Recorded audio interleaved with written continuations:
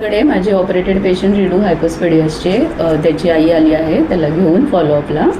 तर त्याचं आधी ऑपरेशन झालं होतं आणि आत्ता त्याला ऑपरेशन नंतर आधीच्या 3 स्ट्रीम्स येत होत्या युरिनच्या, त्यामुळे ते परत सर्जरी करण्यासाठी आले होते. तर त्यांचा काय एक्सपिरियन्स आहे ते आपण बघूया. माझ्या मुलाची पूर्वी KMला हायपोस्पेडियसची सर्जरी झाली होती आणि ती सर्जरीनंतर 1 वीकनंतर 3 धारा येत होत्या शूच्या वेगवेगळ्या ठिकाणाहून. आणि मग नंतर आम्ही पुन्हा दाखवलं तर ते म्हटले की पुन्हा ऑपरेशन सर्जरी करावी लागेल. मग त्यानंतर आम्ही शमा कुलकर्णी मॅडमकडे दाखवलं आणि ऑपरेशनच्या फर्स्ट मीटिंगपासून ते ऑपरेशनपर्यंत त्यांनी आम्हाला खूप चांगलं सहकार्य केलं.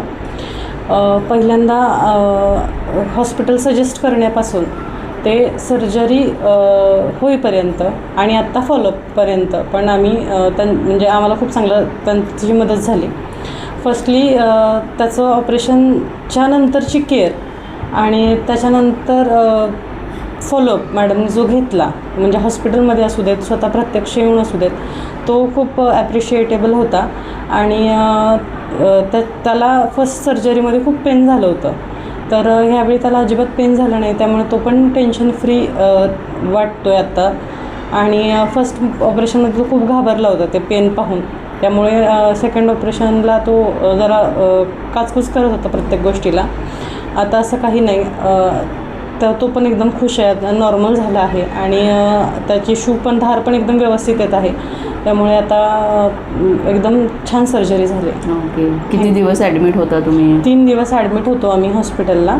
आणि त्यानंतर कॅथेटरसहित मॅडमने आम्हाला सगळं सांगून आम्ही घरी गेलो आणि त्याच्यानंतर आम्ही पुन्हा आता किती दिवसांनी तुमचा कॅथेटर काढला?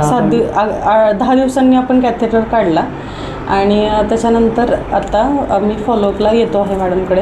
सर्जरी होऊन आपले 15 दिवस सर्जरी होऊन 15 दिवस वगैरे झाले असतील आणि स्ट्रीम व्यवस्थित येते आहे आता सध्या. तुला बरं वाटतंय? छान आहे आता. Okay, thank you.